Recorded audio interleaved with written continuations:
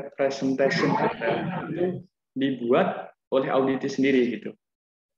Jadi kalau MRL atau Management Representation Letter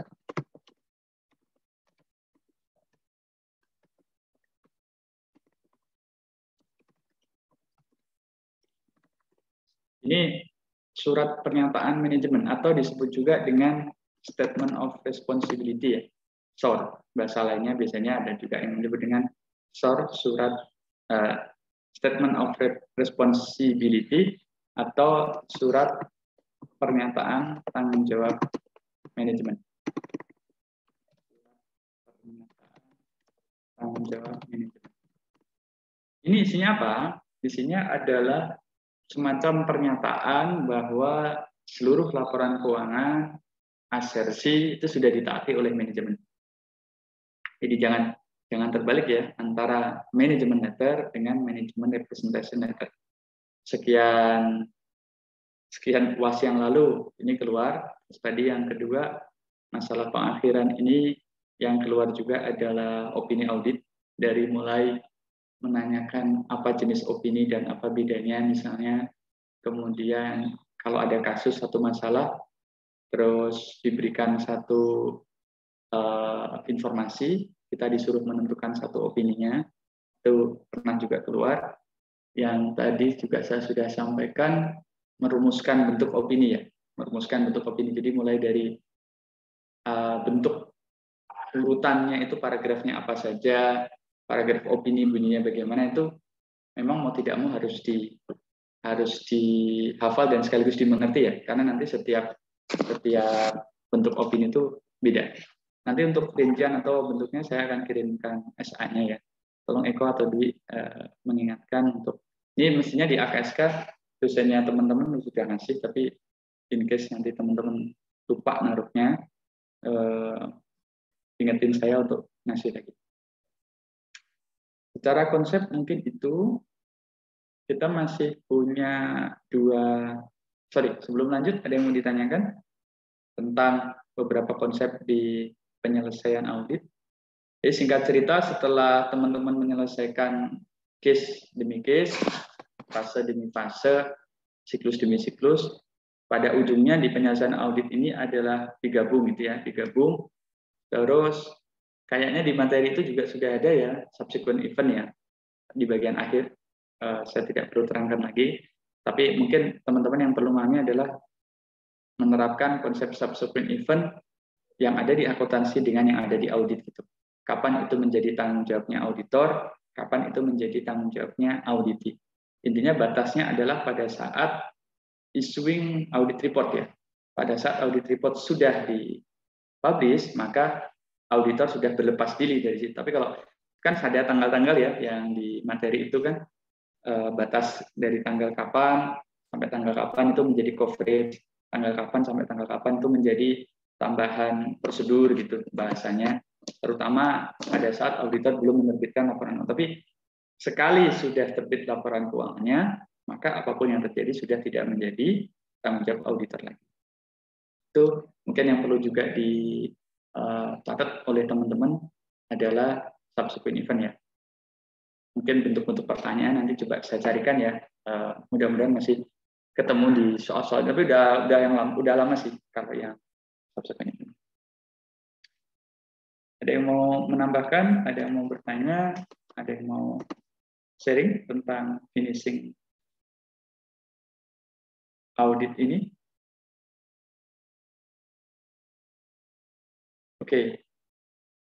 Kita masih ada, hari ini ada dua berarti ya, payroll dengan yang Sekretaris Agus. Kemarin Eko dengan saya sudah diskusi, dan sepertinya teman-teman bersemangat untuk diacak dibandingkan untuk voluntary. Tapi saya masih tawarkan nih, sebelum saya acak, ada yang masih mau voluntary, atau fix saya acak aja? Acak ya? Mungkin lebih adil ya kalau diacak ya. 1, 2, 3. Saat ini tadi kemarin udah lupa saya nomornya udah clear belum?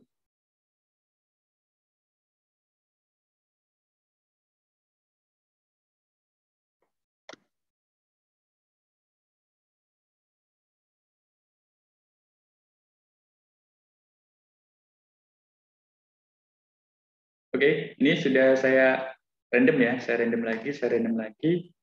Yang beruntung nanti berarti akan mempresentasikan yang tugas Agus dulu. Ya, kelompok 2.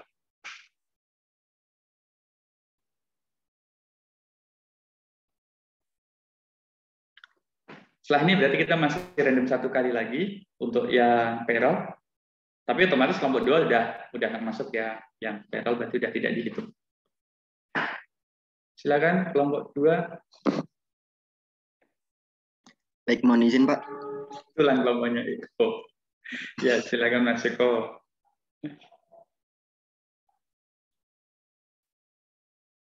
Nah, izin share screen Pak. Ya, silakan. Oke.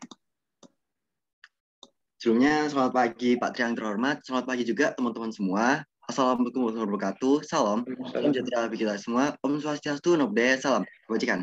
Selamat pagi, dan kami dari kelompok 2 akan mempresentasikan hasil kelompok kami terkait pembahasan praktik modul 9, yaitu terkait completing of audit atau penyelesaian audit. Jadi ini adalah tahap terakhir dalam melakukan proses audit. Jadi setelah kita dari kemarin-kemarin udah menyelesaikan modul 2, 3, 4, 5, 6, 7, 8, sekarang yang terakhir adalah kita menyelesaikannya, apa yang udah kita buat sebelumnya. Jadi ini adalah bentuk rangkumannya lah, bentuk sebuah hasil akhirnya, hasil output yang kita dapetin setelah kita melakukan audit dari modul 2 sampai modul 8 kemarin. Oke, jadi yang pertama nanti kita akan melakukan terkait di ARP 1.1/2. Ini adalah tentang yang mana waktu itu kita udah pernah bahas di TM1, yaitu terkait prosedur analitis. Nah, kalau kita ngebahas prosedur analitis, yang mana kan pasti ada beberapa akun, yaitu terkait neraca dari si PT Sugus. Nah, setelah kita lihat dari neracanya, ternyata pada saat waktu itu kita udah melihat nih ada beberapa akun yang menjadi indikator penting atau menjadi titik kita tandain sebagai kenapa kok bisa naiknya signifikan atau kok gapnya terlalu gede atau apa. Nah, itu adalah penting karena kenapa itu penting, karena itu akan jadi titik awal, kita tandai dulu di awal sebagai apa? Sebagai bentuk bahwa itu nanti akan kita proses gali lebih lanjut lagi, kita gali lagi, kenapa kok bisa sejauh ini, jangan-jangan ada yang keliru nih, atau salah dalam pencatatan auditnya. Itu tujuan dari prosedur analitis. Tapi di sini tidak terlalu kita bahas. Kenapa? Karena ini pada saat itu udah dibahas, bahkan sampai materialitasnya, yaitu pada saat itu 5%, dan kita udah diberi materi sama Pak Tri terkait bagaimana kalau kita mau mencari kesalahannya pakai common size, terus nanti kita mau melihat berapa per masing-masing akun itu, berapa persentase terhadap keseluruhan neraca. Nah, itu kita udah bahas semuanya, sehingga kita nggak terlalu ngebahas terkait prosedur analitis ini. Nah, yang kedua terkait daftar parenya. Oke, ini adalah kumpulan beberapa jurnal koreksi yang udah kita bahas dari TM2, TM3, TM4, dan sebelum UTS sampai setelah UTS. Nah, tapi karena ini adalah hasil dari kelompok kami, mungkin dari teman-teman itu ada perbedaan nih dari per masing-masing jurnal koreksi yang ada. Meskipun sudah dibahas, tapi kan secara nggak langsung kita dan teman-teman semua itu mungkin ada perbedaan pendapat atau mungkin ada perbedaan yang belum dapat jalan tengahnya, sehingga itu mungkin bisa jadi perbedaan antara kelompok kita, yaitu kelompok 2, dengan teman-teman semua yang udah ngerjakan beberapa jurnal koreksi dari modul 2 sampai modul 8. Nah, ini adalah beberapa jurnal koreksinya yang mana ini udah terangkum jadi satu di dalam daftar pare ini. Nah, yang mana ini berasal dari mana? Kita lihat dulu per masing-masing modul. Masing-masing modul, yang pertama itu terkait modul 2, itu membahas terkait piutang usaha dan juga penjualan atau AR dan sales. Pada saat itu kita udah melakukan pembahasan bersama terkait piutang usaha dengan penjualan, yang mana terdapat beberapa jurnal koreksi pada saat itu. Ternyata PT Sugus itu punya beberapa kesalahan yang harus dikoreksi, dan karena itu nanti akan mengubah laporan neraca dari klien atau si PT Sugus, sehingga kita harus melakukan koreksinya agar apa? Agar audit yang kita lakukan nanti, dan ketika itu, oh ya, ini teman-teman, ketika kita udah buat jurnal koreksi, dan apabila klien itu tidak mengubahnya, itu berat si klien. Kita nggak bisa memaksa dia untuk mengganti jurnalnya. Kita hanya bisa cuma bisa ngasih usulan jurnal koreksi. Nah, langkah selanjutnya tinggal klien apakah mau mengubah angka yang ada di neraca atau tidak. Kalau tidak mengubah, ya kita gampang saja. Urusannya bukan pada benar atau salahnya neraca, tapi urusannya pada opini yang kita kerjakan di akhir ini nanti. Nah, sehingga apabila PT Sugus itu nanti mau mengubah sesuai apa yang auditor laku kerjakan atau auditor temukan, ketika dia mau mengubah terkait jurnal koreksi yang ada ini. Nah, itu ketika dia mengubah barulah kita bisa mengasihnya opini, yaitu berarti dia opini tanpa modifikasian atau nanti wajar tanpa pengecualian. Apabila itu dia mengubahnya, kalau enggak ya itu berarti urusan nantinya dia akhir opini. Kita nggak bisa memaksa langsung dia harus mengubah angka-angka ini. Nanti urusannya pada opini seperti itu. Nah, ini adalah modul 2 terkait piutang usaha dengan sales. Lanjut aja Mas Eko, itu catatan saya nanti sepanjang ini, jadi abaikan aja yang ada di chat ya. Oh iya, terima kasih Pak. Terus terkait modul 3, pada saat itu kita juga udah ngebahas terkait beberapa perhitungan fisik dan masing-masing ini terkait inventory, yaitu pada saat itu kita udah ngebahas juga terkait inventory. Ternyata ada, kalau kita ngebeli atau ngejual itu nanti pasti ada namanya pajak pertambahan nilai atau PPN. Nah, di saat itu kita udah mengenal namanya VAT yang melekat pada penjualan atau pembelian atas persediaan atau PPN ini tadi. Nah, ada VAT in pada saat kita beli, ada VAT out saat kita ngejual. Nah, jadi itu ada PPN-nya. Di sini kita udah dikenalkan sama yang namanya pajak pertambahan nilai. Nah, sehingga di sini kita lihat ada beberapa kesalahan dari PT Sugus yang mana itu harus dikoreksi sama si PT kita, sisi auditor, yaitu kita sebagai auditornya. Nah, itu ada beberapa koreksi penting seperti persediaan yang kurang dicatat, atau ada beban barang yang hilang, atau ada terkait utang usaha, terus ada beberapa yang belum dicatat atas pembelian-pembeliannya. Nah, itu harus segera dikoreksi. Tapi karena ini nggak terlalu kita karena ini udah dibahas sebelumnya, jadi kita nggak terlalu bahas terkait rincian-rincian dari jurnal koreksi yang ada di dalam modul 3 ini. Kita hanya screening atau inti-intinya apa aja yang perlu dikoreksi pada saat itu, yaitu ada persediaan, VAT in, ada utang usaha terkait pembelian, persediaan yang ada secara kredit. Nah, lalu terkait modul keempat, yaitu kita ngebahas terkait cash kecil, cash besar, dan cash setara cash, yang mana ini pada saat itu dipresentasikan oleh kelompok kami sendiri, yaitu kelompok 2, sehingga kami di sini pun juga langsung ingat apa-apa aja akun-akun yang ada di dalam sini gitu. Nah, jadi ini pun nggak terlalu kita bahas karena di sini udah kita pada saat itu udah kita kerjakan bersama-sama, bahkan udah sempat saudara Dwi untuk menyanggah apa yang udah kami kerjakan, dan itu udah ketemu jalan tengahnya, sehingga ini adalah hasil-hasil terkait cash dan setara cash-nya. Terus yang modul 5, pada saat itu kita juga udah ngebahas, yaitu sebelum UTS, kita ngebahas terkait prepaid asset. Nah, jadi di prepaid asset itu kita ketemu dengan namanya sewa dibayar di muka, terus beban sewa, utang pajak, karena pada situ ada pajak bayaran. Ini adalah beberapa akun-akun penting yang menjadi kekeliruan si klien. Nah, ini kita temukan nih. Kita yang sudah menemukan hasil-hasil yang kesalahan terkait kesalahan dari si klien ini tadi. Contohnya kayak beban sewa dibayar di muka, dan tentang pajak yang pada saat itu udah kita bahas bersama-sama. Yang mana ketemulah hasil jurnal koreksi seperti yang ada di screen sharing yang udah saya buat di sini. Dan pada saat itu ada beban asuransi juga yang belum diakui, jadi itu harus diakui beban asuransinya. Lalu ada pajak dibayar di muka, dan ini adalah hasil dari jurnal koreksi yang ada di modul 5. Nah, modul 5 ini juga dari 2 sampai 5 ini, sebelum kita bahas ke modul 6, itu sebenarnya udah dirangkum jadi satu di dalam daftar pare yang ada di sini. Gitu. Nah, contohnya ini adalah beberapa hasil kumpulan jurnal-jurnal koreksi yang ada.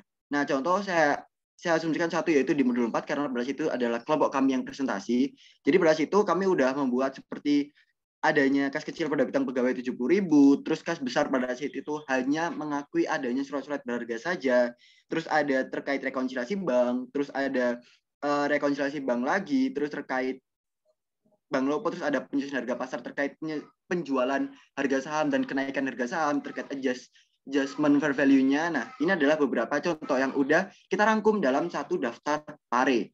Nah, selanjutnya kita ngebahas terkait modul 6. Nah, modul 6 ini kita ngebahas udah masuk ke dalam periode UAS, yaitu setelah UTS. Nah, modul 6 ini kita ngebahas terkait investment atau investing.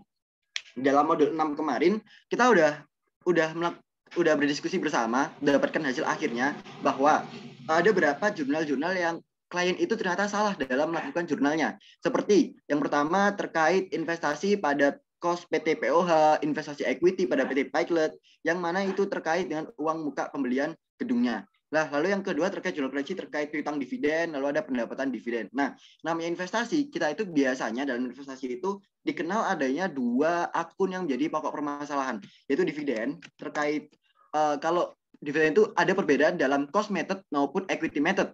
Kalau dia cost method berarti dia bisa mengakui sebagai dividen revenue. Tapi kalau dia sebagai equity method, dia nggak bisa mengakui sebagai dividen revenue, tapi mengurangi investment dia sendiri. Nah, yang kedua itu terkait laba. Laba perusahaan itu kalau kita dalam investasi, laba perusahaan itu kalau cost method, dia nggak bisa mengakui adanya laba dari perusahaan yang kita investasikan. Tapi kalau dia equity method, dia bisa mengakui adanya tambahan laba buat si equity method itu sendiri. Karena apa? Karena kalau dia cost method, dapat dipastikan berarti, bukan dipastikan ya, tapi secara umumnya kalau dia pakai cost method itu berarti dia kurang dari 20% kepemilikannya. Sedangkan kalau dia lebih dari 20% sampai 50%, itu dia pasti menggunakan equity method karena dia punya pengaruh signifikan. Kalau dia lebih dari 50%, nah itu dia baru boleh pakai cost method atau equity method. Kenapa? Karena dia yang punya perusahaannya, dia yang mengendalikan, dan dia yang punya pengaruh besar dalam perusahaan itu. Jadi intinya dialah yang punya perusahaannya, karena dia punya 50% plus 1 dari total keseluruhan investasi yang ada di PT yang kita investasikan gitu. Nah, sehingga di sini ada beberapa jurnal koreksi yang salah atas, pada sini sudah kita bahas atas klien yang mencatat salah jurnal koreksinya. Seperti ini tadi yang udah kita bahas terkait investasi uang muka pembelian gedung, terus ada piutang dividen, terus ada terkait investasi equity pada pendapatan investasi. Nah, ini ada beberapa hal-hal yang salah pada saat itu kita bahas bersama terkait investasi. Oke, selanjutnya setelah kita udah masuk ke modul 6, kita masuk ke modul 7. Modul 7 pada situ kita ngebahas terkait aset tetap. Nah, dari tetap pada situ kita berdiskusi dan kita sepakat bahwa ada beberapa jurnal yang salah dalam si klien. Nah, seperti apa? Seperti yang pertama terkait jurnal yang belum catatnya PPN, sehingga harus mencatat terkait PPN, yaitu utang PPN, yaitu sebesar 30 juta.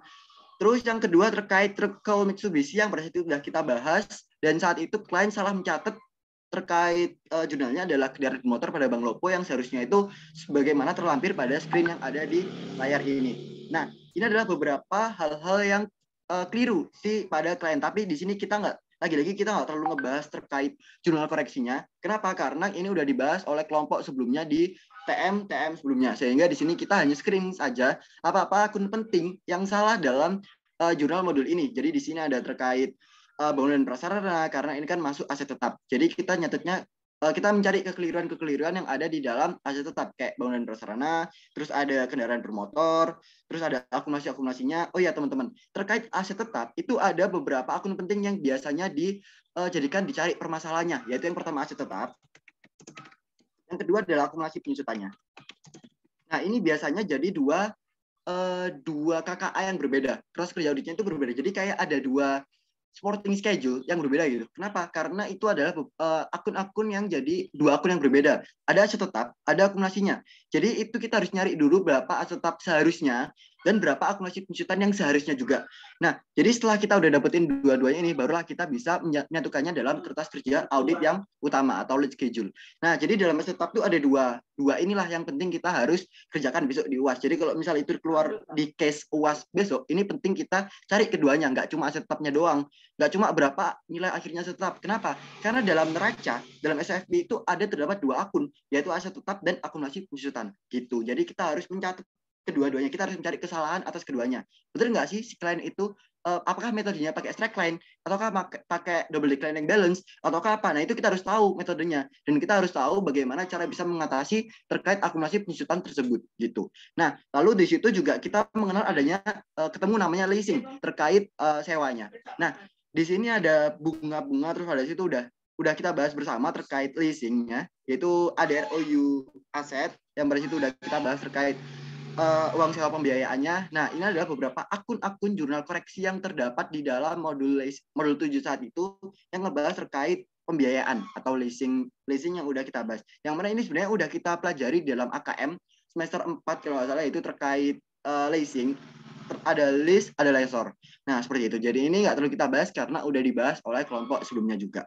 Yang terakhir terkait modul 8, itu kita ngebahas terkait beban dan pendapatan.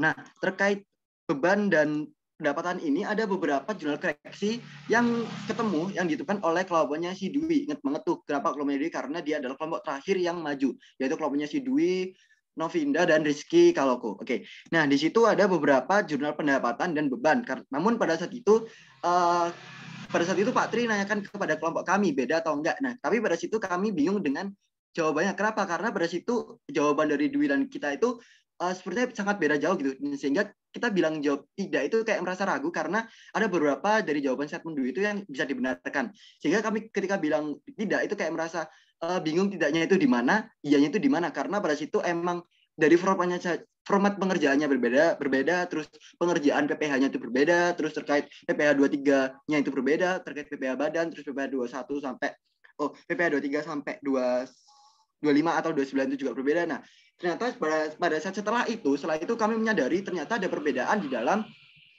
utang PPH 25 per 29-nya.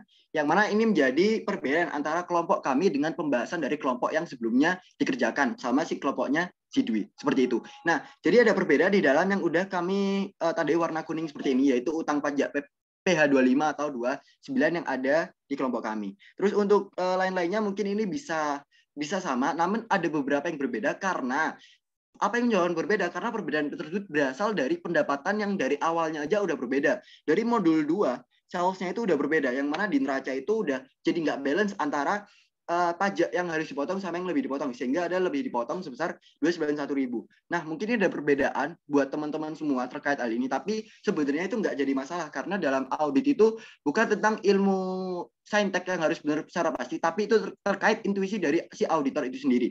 Sehingga apabila kelompok kami berbeda dengan teman-teman semua, itu mungkin kami mohon maaf, mungkin tidak bisa kami tidak bisa menyalahkan jawaban teman-teman dan teman-teman tidak bisa menyalahkan kelompok kami. Kenapa? Karena dalam melakukan audit ini memang sepenuhnya adalah intuisi dari pekerjaan atau intuisi dari pendekatannya si auditor. Apakah pakai pendekatan yang si Dwi kemarin utangnya itu pakai PPH terbaru atau lama atau pakai pajak yang lama. Nah, itu kita harus sesuaikan dengan jawaban yang ada di sini seperti itu. Nah, setelah kita udah mendapatkan jawaban dari modul 1 2 3 4 5 6 7 8, hasil-hasilnya tadi itu terangkum dalam pare yang ada di sini. Nah, yaitu daftar pare yang terangkum dalam jurnal modul 2, modul 3, modul 4, modul 5, modul 6, dan modul 7 dan modul 8 seperti itu. Nah, setelah kita udah menyelesaikan jurnal-jurnal pare atau daftar pare jurnal koreksi yang ada di sini, lalu kita langkah selanjutnya ngapain? Langkah selanjutnya kita akan memasukkan jurnal koreksi ini ke dalam neraca kita, income statement kita. Jadi ada SOFP dan income statement yang harus diubah. Kenapa? Karena catatan klien itu berbeda dengan yang semestinya. Seharusnya itu A, ternyata jawabannya B. Nah, maka yang B ini harus disesuaikan ke dalam A untuk mengajukan opini yang WTP seperti itu. Nah, di sini kita udah menyelesaikannya, yaitu kita udah merangkum semuanya yang ada di sini, daftar pare yang ada di dalam daftar pare ini udah kita lakukan pemasukan semuanya, yang mana hasil balance-nya yaitu total asetnya sebesar 23.918 juta dan total kewajibannya adalah 23.918 juta 870. Nah, maka hasilnya adalah true atau balance antara total aset dan total kewajiban dan ekuitas yang ada di dalam prakdik ini. Sehingga inilah adalah beberapa jurnal-jurnal koreksi yang udah kita dapatkan selama kita mengaudit si PT Sugus dari modul 2 sampai hingga modul ke-8. Seperti itu. Ini ada per auditnya per tahun 31 Desember 2018. Oke, selanjutnya mungkin bisa dilanjutkan oleh Tasya terkait laporan audit independennya.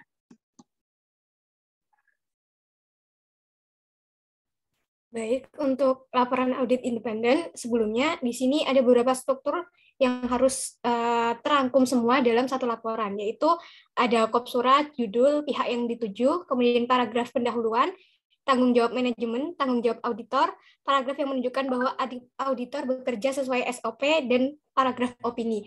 Nah, semua itu kami usahakan terangkum dalam satu laporan audit independen yang berupa seperti ini. Saya bacakan laporan auditor independen. Yang pertama ada nomornya agak ke atas kok. Ada laporan, kemudian ada pihak tertujunya yaitu PT Sugus, kemudian ada paragraf pendahuluan yaitu berupa kami telah mengaudit neraca PT Sugus tanggal 31 Desember 2018 dan 2017, laporan laba rugi, laporan perubahan ekuitas, dan laporan arus kas untuk tahun yang berakhir pada tanggal-tanggal tersebut. Laporan keuangan adalah tanggung jawab manajemen perusahaan. Tanggung jawab kami terletak pada pernyataan pendapat atas laporan keuangan berdasarkan audit kami. Kemudian, kami melaksanakan audit berdasarkan standar auditing yang ditetapkan oleh Institut Akuntan Publik Indonesia. Standar tersebut mengharuskan kami merencanakan dan melaksanakan audit agar memperoleh keyakinan memadai bahwa laporan keuangan bebas dari salah saji material. Suatu audit meliputi pemeriksaan atas dasar pengujian, bukti-bukti yang mendukung jumlah-jumlah dan pengungkapan dalam laporan keuangan. Audit juga meliputi penilaian atas prinsip akuntansi yang digunakan dan estimasi signifikan yang dibuat oleh manajemen, serta penilaian terhadap penyajian laporan keuangan secara keseluruhan. Kami yakin bahwa audit kami memberikan dasar memadai untuk menyatakan pendapat. Kemudian di paragraf selanjutnya kami nyatakan opini dari hasil yang telah kami kerjakan. Menurut pendapat kami, laporan keuangan yang kami sebut di atas menyajikan secara wajar dalam semua hal yang material, posisi keuangan PT Sugus tanggal 31 Desember 2018 dan 2017, dan hasil usaha, serta arus kas untuk tahun yang berakhir pada tanggal-tanggal tersebut sesuai dengan standar akuntansi keuangan di Indonesia. Nah, walaupun pada pelaksanaannya ada banyak kesalahan yang dilakukan oleh PT Sugus, tapi kami asumsikan bahwa jurnal-jurnal koreksi yang telah kami buat itu dilaksanakan dan diterima sepenuhnya oleh PT Sugus, sehingga kami bisa menyebutkan bahwa laporan keuangan yang telah dikoreksi itu telah disajikan secara wajar. Ke bawah kok. Kemudian di sini ditutup dengan nama auditor kami, kemudian ada nomor izin akuntansi publik, nomor 30.37.2020, kemudian tertanggal Tangerang Selatan 25 Maret 2019, kemudian ditandatangani oleh auditor kami, dan ditutup dengan alamat auditor. Selanjutnya, untuk manajemen letter akan dijelaskan oleh Izam. Baik, sekarang saya akan menjelaskan tentang manajemen letter. Sebelum itu, saya ingin beritahu bahwa manajemen letter itu suatu surat yang dibuat oleh KAP yang bertujuan kepada klien yang isinya memberitahukan kelemahan dari pengendali intern yang ditemukan selama pelaksanaan pemeriksaan terkait dengan saran-saran perbaikan dari KAP tersebut. Nah, menurut kami, setidaknya dalam tahun itu terdapat 8 kesalahan yang terdapat pada PT Sugus. Yang pertama, anggaran. Perusahaan belum menggunakan anggaran dalam menjalankan kegiatan operasinya. Lalu kami menyarankan agar perusahaan mulai menggunakan anggaran sebagai alat perencanaan dan pengawasan atau pengendalian dalam menjalankan kegiatan operasinya. Dengan demikian, setiap saat bisa dimonitor apakah ada kegiatan yang menyimpang dari rencana, dan jika ada, bisa segera diambil tindakan untuk mengatasi penyimpangan tersebut. Pada akhir periode, bisa dibuat perbandingan antara anggaran dengan aktual dan dianalisis pada terjadi. Dan bisa diketahui bagaimana yang bekerja secara efisien dan bagaimana tidak efisien. Lalu terdapat komentar dari manajemen, yaitu kami akan mencoba menggunakan sistem anggaran di tahun 2019 jika memungkinkan. Yang kedua, terdapat pada auditor internal. Perusahaan belum mempunyai auditor internal yang mempunyai tanggung jawab atas penyediaan informasi mengenai cukup dan efektifnya suatu penggunaan internal dan mutu kerja organisasi perusahaan. Nah, di sini kami menyarankan agar perusahaan itu mempunyai bagian audit internal untuk membantu setiap anggota organisasi dalam melaksanakan tanggung jawab mereka secara efektif, serta menyediakan analisis-analisis, penilaian, rekomendasi-rekomendasi, nasihat, dan informasi mengenai kegiatan objek yang diperiksa, juga untuk memeriksa kebenaran dan penilaian data. Informasi akuntansi yang dihasilkan bagian akuntansi, serta memeriksa apakah kebijaksanaan yang telah ditetapkan manajemen sudah ditaati oleh setiap bagian. Lalu terdapat kemenangan dari manajemen, yaitu pada tahun 2019 akan diadakan bagian audit internal apabila memungkinkan. Selanjutnya yang ketiga, terdapat ada uang kas. Menurut kami, dari hasil perhitungan terdapat selisih antara kas fisik dengan kas di buku kasir dan kas besar. Masing dirangkap dengan kas kecil. Hal ini dapat menimbulkan terjadinya kecurangan. Dan kami menyarankan agar lebih baik kedua tugas tersebut dipegang oleh 2 orang secara terpisah dan perusahaan dapat melakukan perhitungan kas setiap bulannya secara konsisten untuk menghindari terjadinya kesalahan-kesalahan. Dapat keputusan manajemen yaitu setuju dan akan diperbaiki tahun depan. Selanjutnya, penghapusan piutang. Pada PT Sugus masih belum sempurnanya kebijakan mengenai penghapusan piutang yang tidak dapat ditagih. Lalu kami menyarankan agar pada pihak manajemen untuk menyempurnakan kebijakan mengenai penghapusan piutang tertagih untuk memudahkan urusan di kemudian hari. Lalu dari keputusan manajemennya, siap, dan akan diperbaiki tahun depan. Selanjutnya, laporan akun bulanan dari piutang usaha. Selama ini perusahaan belum mengirimkan laporan akun bulanan, itu monthly statement of account, pada masing-masing pelanggan. Akibatnya, banyak jawaban konfirmasi piutang yang hasilnya berbeda. Dan kami menyarankan agar perusahaan menyimpan laporan akun bulanan kepada masing-masing pelanggan, agar piutang yang dicatat di pembukuan perusahaan menggambarkan tagihan yang sesungguhnya kepada masing-masing pelanggan. Selain itu, seandainya terjadi perbedaan saldo, bisa ditelusuri perbedaannya sebelum akhir tahun. Terdapat kementerian manajemen yaitu setuju dan akan diperbaiki tahun depan apabila memungkinkan. Selanjutnya, investasi aset tetap. Di sini perusahaan jarang melakukan investasi pada aset tetap yang dimilikinya. Itu tidak ditemukan rincian daftar aset tetap. Dan kami menyarankan agar minimal setahun sekali perusahaan melakukan inventarisasi, yaitu pemeriksaan fisik atas seluruh aset tetap yang dimilikinya untuk memeriksa kelengkapan aset tetap perusahaan yang ada hilang atau tidak, dan bagaimana kondisi fisiknya, itu apakah dalam keadaan baik atau rusak. Dan itu seluruh aset tetap perusahaan perlu diberi nomor kode untuk mempermudah pengawasannya. Dan terdapat kementerian manajemen yaitu setuju dan akan diperbaiki tahun depan. Selanjutnya, proses penerimaan pendana persediaan. Persediaan yang diterima tidak dicocokkan dengan order pembelian sehingga berpotensi spesifikasi dan kuantitas persediaan yang masuk ke gudang tidak sesuai dengan order pembeliannya. Dan di sini kami menyarankan agar setiap persediaan yang masuk ke gudang dicocokkan dulu dengan order pembeliannya. Jika ada tidak sesuai, langsung ajukan ke retur ke pemasok. Lalu terdapat kementerian manajemennya yaitu baik, kami akan memperbaikinya di tahun 2019. Dan yang terakhir, kompetensi bagian akuntansi. Di sini kami melihat kurangnya pengetahuan dan pengalaman pada pegawai bagian akuntansi di PT Sugus. Hal itu terlihat dari banyaknya temuan yang menyangkut akuntansi khususnya di bagian perpajakan. Ketika kami melakukan sampling pada perhitungan PPN 21, beberapa karyawan ditemukan salah hitung di keseluruhannya. Dan kami menyarankan agar manajemen melakukan pelatihan terhadap seluruh pegawai bagian akuntansi atau melakukan perekrutan di bagian pegawai akuntansi dengan kompetensi yang tinggi. Dan dari pihak manajemen berkata siap, kami akan melaksanakannya pelatihan untuk karyawan. Nah, surat komentar ini tujukan hanya untuk memberikan informasi pada manajemen perusahaan dan bukan untuk dijanjikan kepada pihak-pihak perusahaan. Untuk apa? Untuk mencegah kemungkinan timbulnya salah pengertian dari pihak-pihak yang kurang memahami mengenai tujuan dan kesan dari suatu pengendalian internal dan evaluasi serta uji yang kami lakukan atas penelitian tersebut. Selanjutnya, saya lanjut kepada Pak Eko. Terima kasih. Baik, terima kasih untuk Izam dan Tasya. Berikut adalah hasil-hasil dari kelompok kami terkait hasil neraca akhirnya, terus laporan audit independennya, manajemen letternya, dan hal-hal yang diperlukan dalam completing audit atau penyelesaian audit. Nah, ini adalah beberapa lanjutan, itu seperti dari penjualan atau income statement yang udah ada dari si klien, kesalahan dari si klien, ada koreksinya, yaitu total parenya dari income statement yang ada, sehingga mendapatkan bahwa laba bersih seharusnya dari si klien itu bukan 3.400.000.000, melainkan 4.304.698.312 rupiah.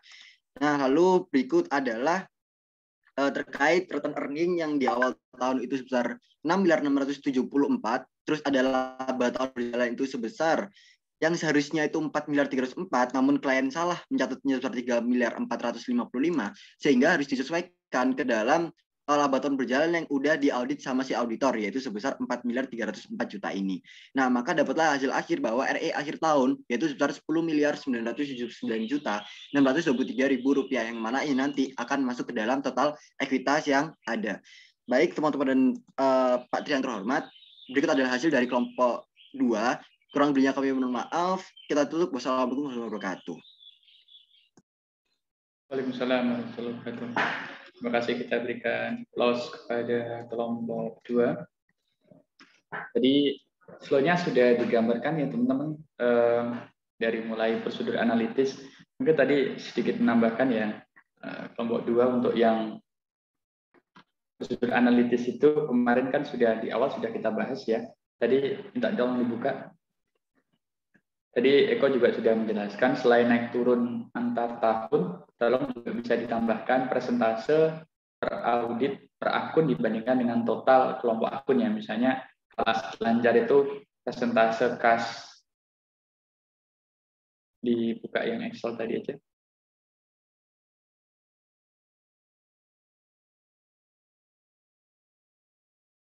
Yang dulu kayaknya di awal udah pernah ya.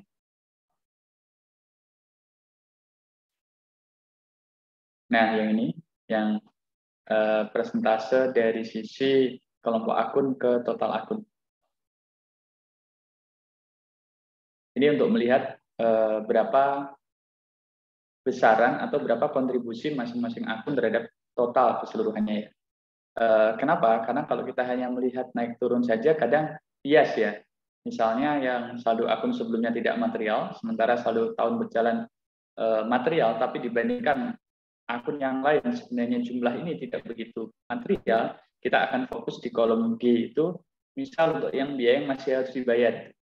Biaya yang masih harus dibayar itu kan kalau kita melihat persentase naik turun kan 2.700, ya kan? Itu besar sekali, padahal kontribusi dia terhadap keseluruhan mungkin hanya 0,7 itu ya, 0,7%. Nah, jadi sebagai penyeimbang, saya sampaikan kemarin di awal pertemuan kita, tambahkan common size-nya atau persentase dari keseluruhan, persentase dari akun terhadap keseluruhan kelompok akun.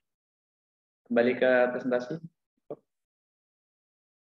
Itu untuk yang pertama.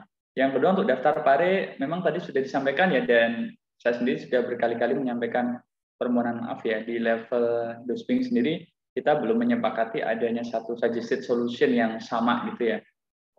Waktu didiskusikan di grup dosen pun ada beberapa kesulitan, misalnya kadang asumsi yang digunakan berbeda.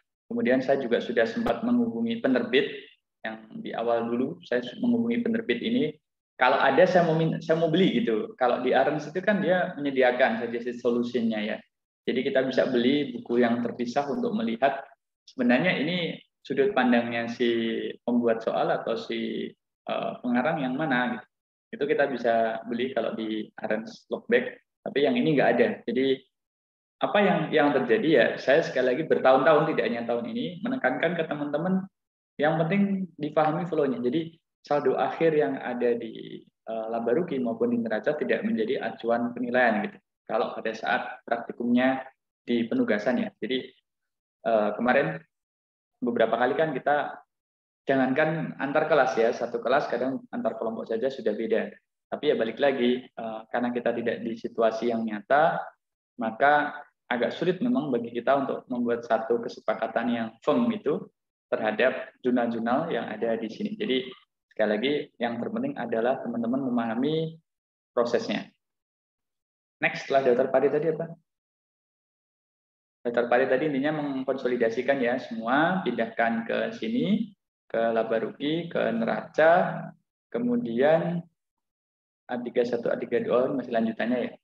Kemudian laporan audit independen, tadi opininya kan wajar tanpa pengecualian ya, karena tadi tim menyampaikan bahwa diasumsikan seluruh jurnal koreksi itu diterima gitu. Nanti setelah ini kita akan melihat beberapa simulasi ya tentang pemberian opini, walaupun mungkin tidak begitu nyata, tapi minimal bisa menjadi gambaran buat teman-teman.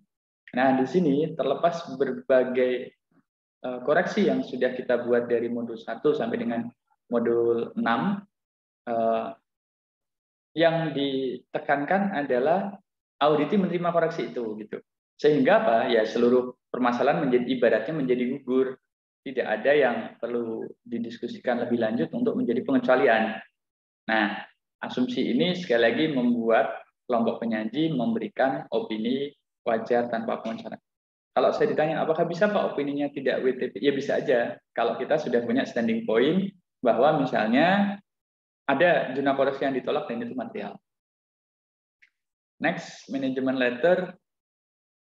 Oh ya, untuk yang laporan audit independen ini saya kirimkan dulu ke teman-teman 3SA ya, 3SA 700, 705 dan 706.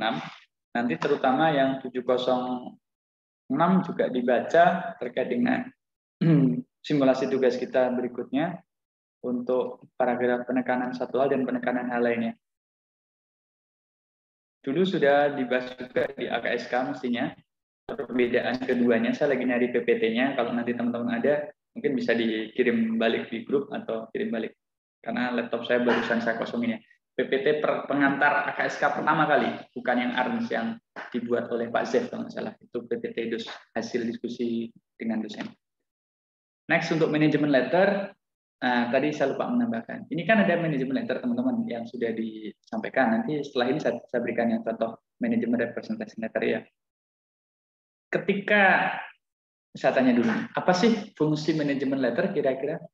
Terutama baik buat KAP maupun buat audit. Silakan. Ada yang mau menjawab, memberikan ide. Sebenarnya manfaat manajemen letter ini apa sih? Baik untuk KAP maupun untuk audit. Izin Pak. Ya. Terkait manajemen letter ini tadi kan terkait pertanggungjawaban dari si manajemen. Dalam artian kami sebagai auditor menemukan kesalahan-kesalahannya dan kami itu bisa memberikan insight sudut pandang terhadap klien terhadap kelemahan-kelemahannya itu kita bisa mengasih saran apa yang terbaik dalam beberapa kelemahan-kelemahan dari pengenalan internnya. Jadi seperti kita akan meningkatkan SPI-nya, sistem pengenalan internnya dari si klien, si manajemen itu dalam bentuk manajemen letter ini nanti. Nah, karena di situ tidak ada auditor internal si klien, karena di sini tidak ada auditor internal dalam si klien, maka tujuan dari si manajemen letter ini sebenarnya itu bisa mengcover tidak adanya si auditor internal itu tadi. Nah, bisa mengcover dalam artian bisa memperbaiki apa-apa saja yang lemah dalam pengendalian internnya, terus apa-apa aja yang bisa diperbaiki dalam tahun kedepannya, sehingga di dalam audit tahun depan itu mungkin setelah bisa diperbaiki semuanya itu akan meminimalkan risiko-risiko kesalahan yang ada di pada sisi kliennya. Kenapa? Karena dalam manajemen letter itu ada beberapa pokok penting seperti anggaran, auditor internal, terus ada uang kas, pelepasan piutang, itu semua ada saran-saran dari si auditor. Jadi ada sarannya, ada penemuan kelemahannya, dan itu bisa diperbaiki sama si manajemen melalui manajemen letter ini nanti. Nah, terkait si KAP-nya atau si KAP-nya, kenapa kok itu penting? Karena itu sebagai bentuk pertanggungjawaban auditor terhadap si klien terkait dia itu benar-benar mengaudit si klien dan dia bisa menemukan kesalahan-kesalahan yang penting guna itu bisa menutupi kesalahan-kesalahannya di masa yang akan datang sama si auditor lain kemungkinan seperti itu Pak. Mungkin bisa dilanjutkan oleh yang teman yang lain. Terima kasih. Ada yang mau menambahkan? Intinya kalau dari sisi audit sudah sangat komplit tadi ya, ngasih masukan, ngasih perbaikan, ngasih insight. Kalau untuk sisi auditor kira-kira apa lagi? Tadi Eko sudah menyampaikan salah satunya adalah bentuk pertanggungjawaban. Nah, kalau saya kejar lagi gitu ya, bentuk pertanggungjawaban kan sudah cukup dengan opini gitu. Kira-kira ada hal lain selain yang sudah Eko sebutkan tadi? Manfaat atau bukan tujuan ya? Bukan tujuan, karena manajemen letter ini sekali lagi sifatnya ibaratnya tidak wajib ain gitu. Mungkin kalau di teman-teman yang muslim itu lebih ke sunnah gitu. Atau sunnah muakkad gitu ya. Tapi kira-kira tujuan lainnya apa sih? Atau manfaat lain yang bisa diperoleh? Terutama buat si KAP-nya. Ini berkaitan dengan jasa yang bisa diberikan oleh KAP. Ada yang punya ide? Ya, silakan ya Rizko. Ya, sebenarnya kalau manajemen letter itu yang saya baca sebenarnya opsional ya Pak, tidak bukan tanggung jawab auditor, dan manajemen letter itu ya fungsinya untuk memberikan saran kepada klien. Dan juga terkait untuk ini Pak, misalkan si auditnya akan menggunakan jasanya di tahun depan gitu. Jadi ada kayak semacam apa ya Pak, dasarnya gitu Pak. Jadi untuk tahun depan itu tidak terlalu harus ini lagi mengulang lagi dari awal banget itu Pak. Sudah ada data-data yang sebelumnya seperti itu Pak. Ya, terima kasih ya Rizko. Clue-nya sudah tepat sih dari sisi pemberian jasa. Jadi kan KAP itu kan di semester 1 memberikan jasanya jasa atestasi ya. Jasanya kan pemberian jaminan audit kan. Masih ingat kan KAP bisa memberikan jasa atestasi dan non atestasi. Contoh non-atestasi apa? Konsultansi, pengembangan internal kontrol, pengembangan sistem.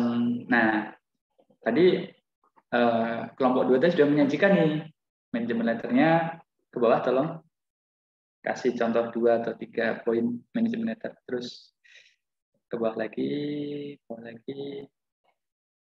Nah, misalnya laporan bulanan dari piutang usaha sama penghapusan piutang ini. Misal dikasih saran perlu dikembangkan internal kontrol dan juga sistem untuk menangani penghapusan piutang dan juga laporan akun bulanan piutang usaha misalnya. Misal poin 4 dan 5 ini jadi concern. Nah, si audit kan mikir ya, ini gimana ya caranya yang cepat gitu. Udah minta aja auditor untuk di hire lagi, tapi jasanya non presentasi. Mereka kan sudah tahu nih masalahnya. Jadi ibaratnya ini sarana promosi yang tidak langsung bagi auditor sektor privat atau bagi kantor akuntan untuk, oh ini loh, aku bisa mengcapture masalah-masalahmu, dan kalau kamu merasa ini penting, ya bisa saja Anda meng-hire kami lagi.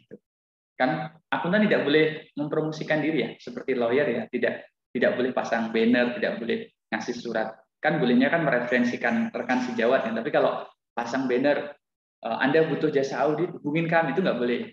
Di kode etiknya ibaratnya begitu, tidak boleh. Nah, cara bentuk promosinya ya yang smooth gitu, yang cakep ya, bentuknya salah satunya adalah ini.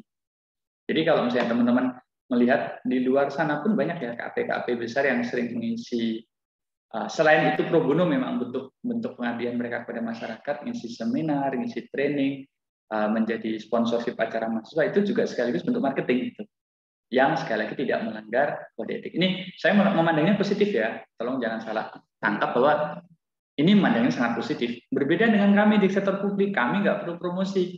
Undang-undang udah ketok palu jeger, begitu ada duit kita berangkat aja mau audit apapun tanpa harus diminta. Apalagi kalau DPR atau penegak hukum meminta, itu lebih kuat lagi. Tapi kalau nggak ada minta pun, nggak ada yang nyuruh pun, nggak ada yang promosi pun, kita berangkat. Itu ya teman-teman, itu adalah fungsi dari manajemen data. Next, PPH 21. Ini perhitungan-perhitungan PPH tadi juga sudah disampaikan, mungkin akan ada perbedaan dengan kelompok lain. Kita mengabaikan ya, sekali lagi, nanti kita akan lihat rincian pada saat ujian. Kemarin juga sudah ditanyakan, kalau ngerjain ujian gimana? Ya, fokusnya bukan pada tahun sekarang 2022-nya, tapi tahun auditnya atau tahun bukunya berapa. Terus ke belakang, ini Perel yang tadi nanti akan menjadi juga salah satu diskusi kita, dan jurnal-jurnal koreksinya sudah selesai. Itu ke belakang kan sudah capture dari masing-masing. Terima kasih kelompok 2 atas bantuannya, sudah mengeluarkan dengan sangat rinci. Kita berikan aplaus. Terima kasih banyak Pak dan teman-teman. Sama-sama. Tadi saya sampaikan,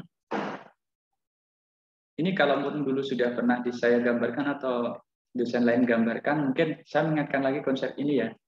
Walaupun kemarin malah keluarnya pada saat UTS tentang overall dan performance, tapi kan kemarin konseptual ya. Siapa tahu kalau keluar lagi. Ini teman-teman masih ingat konsep ini ya, konsep overall materiality dan performance materiality. Kalau overall materiality, semua materialitas intinya kan tetapin dulu basisnya apa, rate-nya berapa, basis kali rate gitu kan. Misalnya kalau basisnya revenue, rate-nya 1-5%, nanti kita ambil misalnya 1%, atau kalau basisnya adalah laba, rate-nya misalnya 5-10, kita ambil 5% misalnya, tergantung teori yang dia pakai apa gitu, tergantung konsep yang dipakai oleh si akuntannya ini dari basis dan rate ini yang mana. Anggap saja ini adalah akun aset ya. Ini adalah akun aset. Dan maksudnya anak-anak akun aset, ini total asetnya, dan perhitungan overall materiality basisnya adalah total aset sebesar 5%. Jadi overall materiality-nya adalah 5% dari 1.500.000 dapatnya adalah 75.000. Kemudian auditor ingin lebih berhati-hati, dia menerapkan performance materiality 60% dari PM, 60% dari OM. Jadi dapatnya adalah 60% dari 75.000. Konsep ini masih ingat ya? Berarti kalau salah saji secara overall melebihi performance materiality, dia tidak akan mungkin mendapatkan opini tanpa modifikasian kalau jumlahnya melebihi 45.000. Nah, prosesnya bagaimana membagi ini kepada akun-akun? Sebenarnya tidak sesederhana ini, teman-teman. Kalkulasinya bukan hanya membagi angka saldo akun dibagi total akun dikalikan overall materiality, tetapi salah satu cara yang paling mudah dalam menetapkan materialitas per akun atau disebut juga dengan tolerable error adalah pakai prorata seperti ini. Ini salah satu. Ada yang judgement, langsung aja, misalnya dari saldo akun 500.000, kita tetapkan 500, kita tetapkan yang 200.000 100.000, bisa aja. Itu pakai metode pendekatan judgement. Atau kita sisipkan lagi, setelah dari sini, kita buat yang, ini namanya by rumus, ini by judgement. Angkanya kita semutin lagi, gitu. Oh, ternyata akun aset A ini tahun lalu masalahnya banyak nih, perlu kita naikin nih dari 25.000, perlu kita turunin materialitasnya dari 25.000 ke 10.000, bisa aja. Jadi ini tergantung selera. Tapi singkat cerita, saya ambil yang paling simpel, membagi secara rata dengan cara saldo akun dibagi total akun dikalikan overall materiality, sehingga kita dapat materialitas pada tingkat akun ya. Ini misalnya aset A materialitasnya 25.000, aset B 10.000, C 5.000, dan seterusnya. Kalau kita total akan sama dengan overall materiality. Nah, terus kita ketemu nih case-nya. Yang pertama, salah saji pertama dulu ya. Ada salah saji segini. Ini kira-kira opininya apa? Kalau dengan posisi ini. Asumsi semuanya tidak bersedia dikoreksi ya. Jadi nanti yang saya ceritakan seluruh opini tidak dikoreksi atau tidak auditi tidak bersedia mengkoreksi.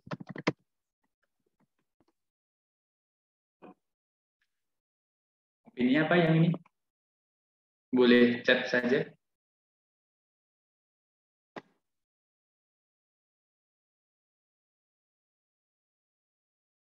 BTP, BTP. Ada yang punya pendapat ini tidak WTP? Oke. Masih bulat ya. Ini adalah WTP. Sekarang yang salah saji kedua.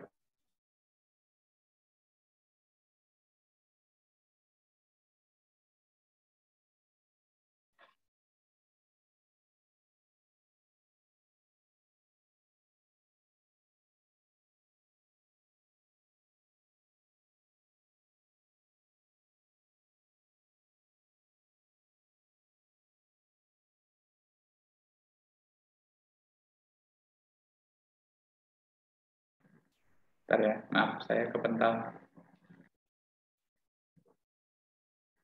Salah saji kedua. Juga sama, boleh di-chat. Kalau ada yang punya jawaban.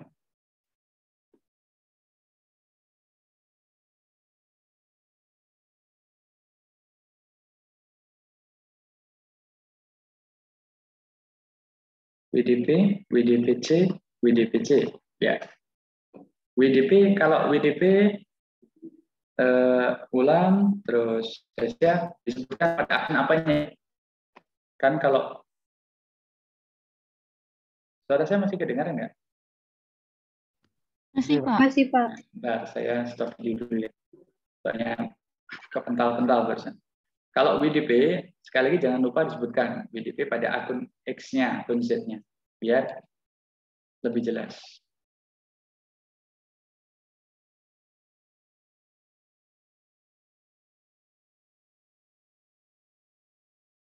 Terakhir yang ini, yang salah saji ketiga.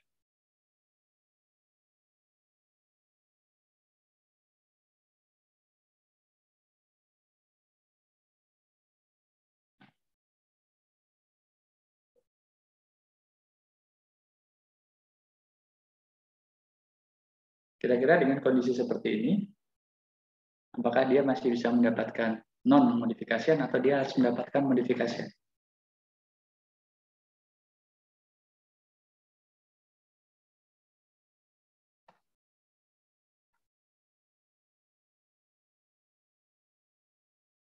Oh, sorry, salah saya. Salah.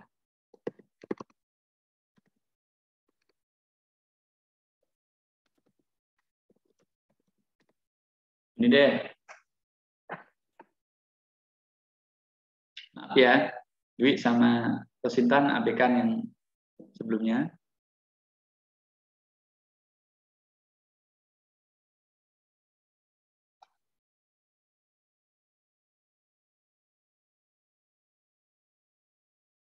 Iwi WTP, Yerisko WTP.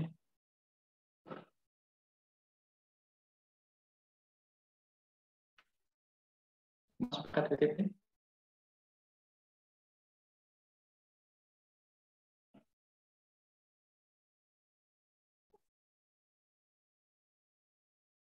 Adverse karena melebihi PM. WDP garis miring adverse. Maksudnya WDP garis miring adverse gimana, Pak? Saya bingung, Pak, antara... Oh, masih bingung antara ini WDP atau adverse gitu. Iya, Pak. Oke.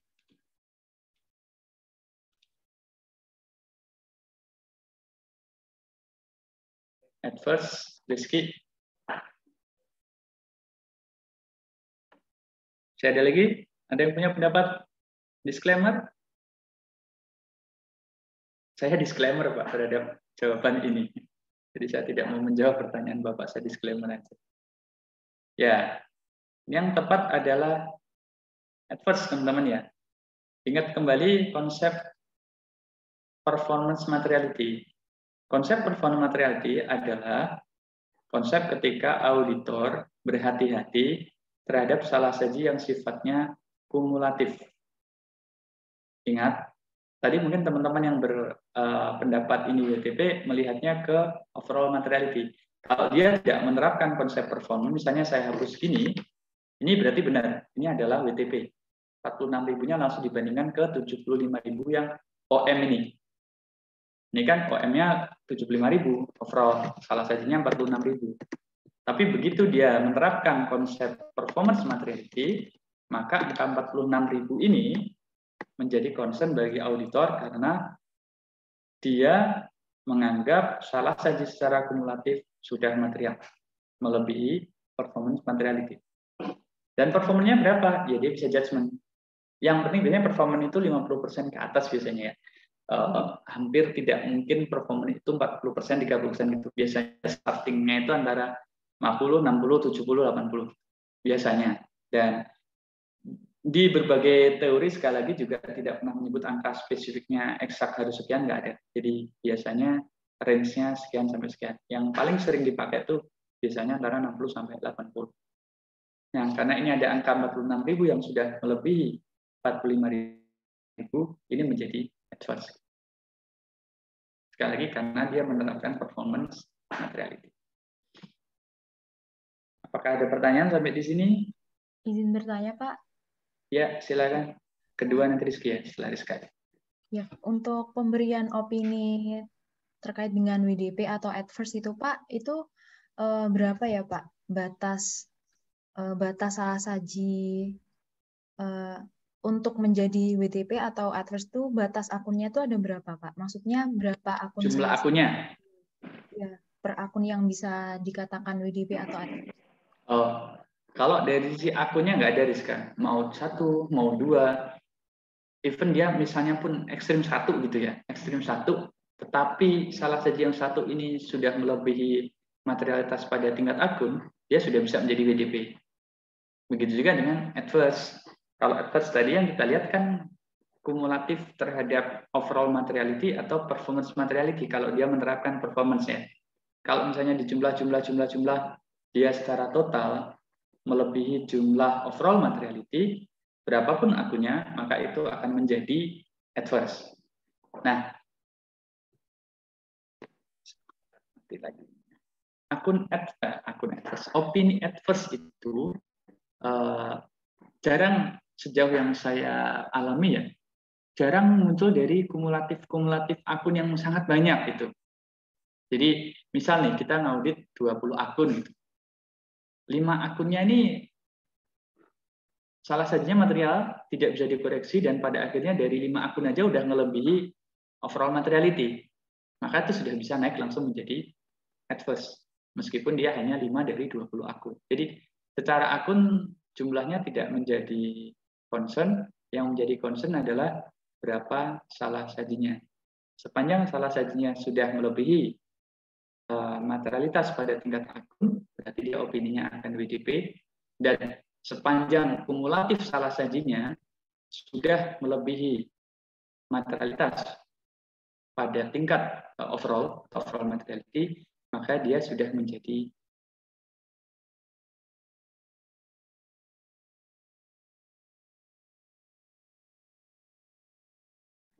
sebentar lagi. Suara saya yang terakhir masih record tadi? Masih terdengar? Masih, Pak. Yang sebelum ini masih juga ya? Nah, biasanya ada satu lagi istilah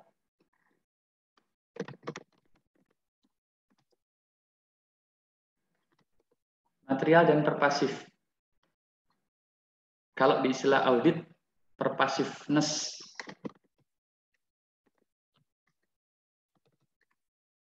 Material bicara soal angka besaran.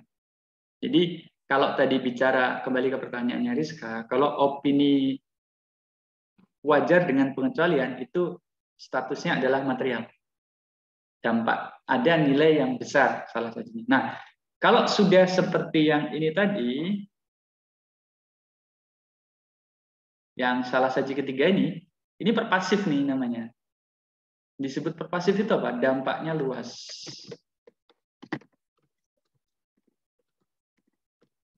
Luas ini bisa ke banyak akun, terus ya misalnya melibatkan banyak laporan keuangan, misalnya sudah berdampak ke laba rugi, dia juga berdampak ke neraca, dia juga berdampak ke LO. Ini namanya adalah pervasif. Kalau konsep opini WDP itu adalah material, kalau adverse itu adalah material dan pervasif. Itu Rizka. Kalau berapa akunnya? Ya nggak ada. Kembali ke sini nih. Misalnya ini kita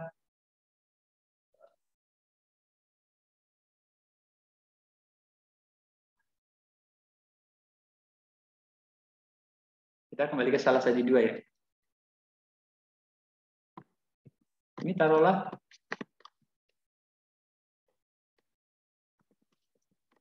ini aja.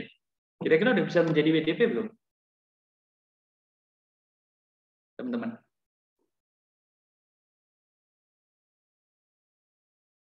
Di konsep salah saji kedua ini, kira-kira apakah sudah bisa menjadi WDP? Sudah, Pak.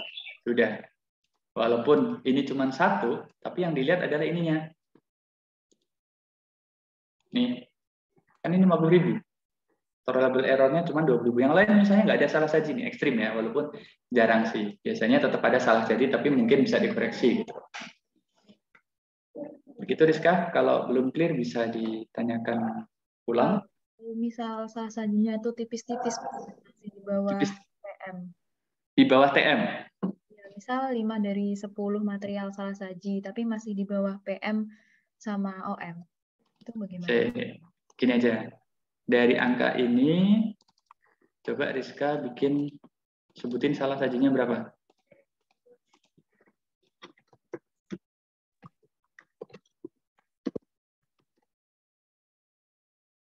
Menurut Rizka misalnya berapa? Yang A berapa, B berapa gitu?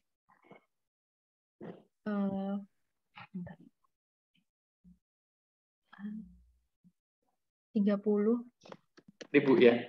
Ya. Terus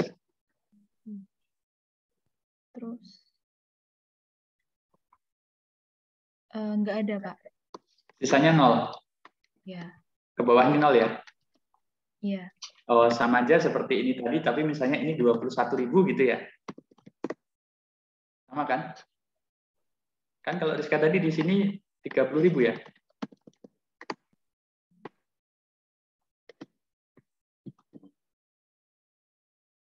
Gini Rizka? Iya, Pak. Ya, sama aja. Ini berarti kita bisa memberikan opini WDP pada akun A. Ini kita buat 25.500 pun, kalau auditornya swatlek gitu ya, terus benar-benar udah nggak bisa dikoreksi, ya bisa-bisa aja. Tapi biasanya kalau angka-angka yang sangat-sangat ambang batasnya tipis, akan digali benar gitu. Auditornya lebih hati-hati ya biasanya. Ini benar nggak sih semuanya sudah mutlak nggak bisa dikoreksi? Gitu. Izin bertanya. Gimana kok?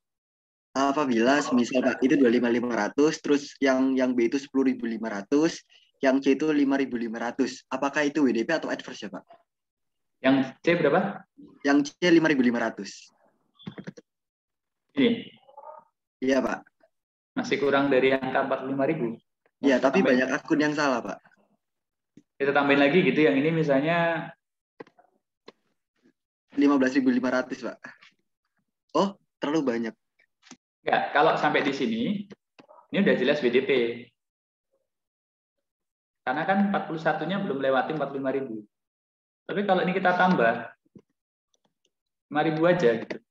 Udah bisa melewati performance materiality, udah bisa jadi adverse. Ini berarti sudah terpasif. Tapi kalau misalnya cuma berhenti di sini, udah WDP kan? Udah WDP pada akun A dan akun B. Izin memastikan, Pak. Berarti apabila dari 10 akun nih, Pak, dari 10 akun ternyata yang salah akun itu 8, Pak. Tapi itu belum lewati overall performance materiality. Nah, berarti kan dalam kesimpulannya WDP pada akun 8 akunnya disebutkan gitu ya, Pak? Ya, cuman walaupun itu sangat jarang ya. Kalau misalnya pada faktualnya bisa ketemu salah saji pada sekian akun itu, hampir kecenderungannya ke adverse kalau udah sedemikian banyak. Tapi kalau kita bicara, oh ya, satu lagi saya lupa. Ada 2 basis opini ya, kuantitatif dan kualitatif. Yang kita bicarakan sekarang kuantitatifnya, teman-teman ya. Kita bicarakan kuantitatifnya. Sebelum menjawab pertanyaannya Eko nih. Ini ada case misalnya begini. Ini akunnya kas ya. Akunnya kas 10.000. Opininya apa? Yang lain ada salah nih. Oke, kalau kita kasih ini nggak ada, ini 3.000. Kira-kira akunnya apa? Ansih di sini, Pak. WTP ya? Ya. Sepakat ya? Nah, ternyata akun A dapat tadi saldonya 500.000 ya. Saldo 500.000.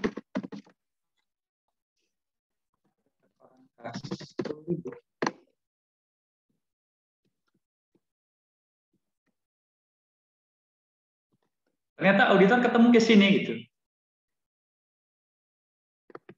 Ketemu case ini. Ini bisa menjadi WDP ketika menggunakan pendekatan kualitatif. Kenapa? Karena ketekoran kas ini ternyata fraud gitu. Fraud oleh si bendahara. Misalnya, maka ini bisa menjadi pengecualian. Meskipun, Pak, jumlahnya di bawah 400 per akun, iya, tapi ini ada masalah signifikan, yaitu masalah fraud. Ini akan menjadi faktor kualitatif. Cuma sekali lagi kita tadi bicaranya atau belajarnya kalau di kampus kita masih mempelajari faktor kuantitatif karena kualitatif ini ribet teman-teman. Putusannya harus melibatkan kebijakan pimpinan, harus melibatkan isu-isu secara material. Jadi, nah balik pertanyaannya kok tadi. Kalau misalnya ini jumlahnya tipis-tipis gitu, tapi banyak itu bisa dianggap perpasif. Jadi kadang-kala nih, misalnya jumlahnya di sini kita buat yang salah saji 3 ini kok ya. 14.000. Ngepres banget ke 45.000 kan ya? Atau ini kita kurangin jadi 9.000. 44.000 nih. Ini mendekati sekali dengan performance materiality kan? Meskipun angkanya 45.000. Kan kurang 1.000 untuk menjadi adverse. Tetapi dengan pendekatan kualitatif tadi, ini bisa kita anggap perpasif. Itu. Cuman karena kita patokannya adalah patokan kuantitatif, ya kalau saklek di kuantitatif ya ini adalah WDP. Cuman apakah kita sebut WDP 8 akun? Nah itu tadi. Kenapa akhirnya biasanya kalau akunnya banyak menjadi adverse? Karena nggak lazim gitu laporan keuangan salah saji material terjadi pada banyak akun. Gitu ya, kok mudah-mudahan menjawab. Jadi kembali pendekatan apa yang dipakai. Kalau dalam skala belajar, ya ini tadi. Kita patokannya OM atau PM-nya dibandingkan dengan salah saji. Tapi dalam situasi nyata, jarang teman-teman biasanya salah saji itu untuk WDP yang saya pernah tahu ya. 4-3 akun itu sudah banyak gitu. Karena nanti kan setiap akun ada paragrafnya kan. Teman-teman coba buka nanti paragraf opini yang WDP. Setiap paragraf yang pengecualian itu harus dijelaskan satu paragraf. Jadi kalau 8 akun, bayangin dia harus membuat satu paragraf tentang akun kas, satu paragraf piutang, satu paragraf penyisian, satu paragraf lagi penjualan ya, khususnya sampai 8. Jadi biasanya kalau WDP itu dipilih yang sangat material, mungkin beberapa aja. Kadang 2, kadang 3, bahkan pernah 1. Begitu, Rizka dan Eko. Rizka, sudah jelas tadi? Jelas, Pak. Terima kasih, Pak. Ya, sama-sama. Jadi intinya nggak ada batas jumlah ini harus berapa, sepanjang dia melebihi materialitas akun, berarti opininya berarti sudah tidak bisa qualified, atau sebaliknya. Kalau dia banyak, tapi kumulatifnya melebihi OM, dia bisa menjadi advance. Rizky, silakan Ki. Saya izin nanya Pak. Kemarin kan waktu ngerjain yang tugas terakhir ini Pak, kami kan udah nentuin suatu akun itu kesalahannya itu material atau nggak material gitu Pak. Ya. Saya bingung Pak, itu kalau misalnya nentuin nilai yang salah saji itu berdasarkan total errornya atau selisih dari saldo awal dengan saldo auditnya Pak. Itu aja sih Pak. Bisa diulang? Saya bingung itu nentuin nilai salah sajinya itu berdasarkan jumlah dari errornya. Misalnya kreditnya 10 juta, debitnya 10 juta itu jadi 20 juta, apa selisihnya aja gitu Pak? Oh, selisihnya aja. Selisih dari saldo awal sama saldo akhir gitu Pak. Ya, jadi selisih pare pada satu akun kan dia tidak kumulatif ya. Misalnya kas pada piutang misalnya ya. Kas pada piutang ya, kasnya berdiri sebagai salah sajinya kas, angka yang di piutang berdiri sebagai salah saji di piutang. Jadi misalnya kasnya tadi 10.000 gitu kan, salah sajinya di kas berarti 10.000, nanti salah sajinya di piutang menjadi 10.000. Nah, dialokasikan tuh pada akun ABCDE tadi. Jadi bukan 20.000 menjadi kumulatif gabungan. Kecuali nanti kalau ada di jurnal yang lain, kas ada lagi jurnal sekian ribu ya ditambahkan lagi. Jadi digabungnya berdasarkan parenya yang melekat di masing-masing akun ya. Bukan kumulatif debit kreditnya. Gitu Ki. Berarti kalau misalnya kas gitu Pak, kreditnya misalnya 30, terus debitnya 20, kan ada selisih 10 tuh kan? Oh, pasangan pada satu akunnya ya maksudnya ya? Iya Pak. Ya.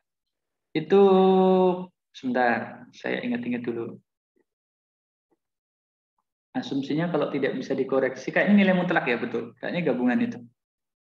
Oh, berarti kan, jadi salahnya 50 gitu Pak? Iya, betul. Kan salah sajinya debit dengan kredit itu berdiri sebagai salah satu salah saji yang terpisah ya.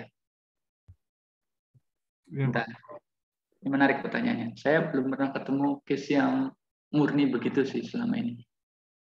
Tapi betul, kalau konsepnya secara salah saji ya gabungan, bukan set off, karena jurnal A dengan jurnal B kan tidak semata-mata bisa langsung di set off. Tapi nanti saya double check ya. Selama ini perhitungannya kalau yang tidak bisa dikoreksi itu, bentar. Katakan yang kasnya tadi berapa debitnya? Misal kasnya debitnya itu 20 juta Pak, kreditnya 30 Pak. Selisihnya 10 juta gitu ya? Ya Pak. Ya, kalau dia bicaranya tidak bisa dikoreksi, berarti memang nilai mutlak gabungan. Karena kan jurnal A dengan jurnal B mungkin pada case yang pasangannya jurnal atau akun yang berbeda. Gitu. Oke, baik, makasih Pak. Ya. Sorry, tadi saya nggak ngerti pertanyaannya, saya pikir, ya kalau misalnya dia sama, jurnal A dan jurnal B ini belum tentu jurnal yang pasangan jurnalnya sama, jadi tidak serta-merta bisa langsung di set off. Misalnya yang pertama jurnal A, kasnya pasangannya pada piutang, yang B pada yang lain kan nggak bisa ya. Saya izin bertanya Pak. Ya.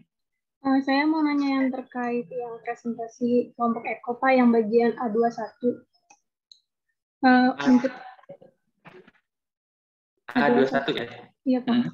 Yang terkait aset lancar, itu kan untuk kelompok kami itu kas dan setara kasnya itu ada perbedaan tadi kredit.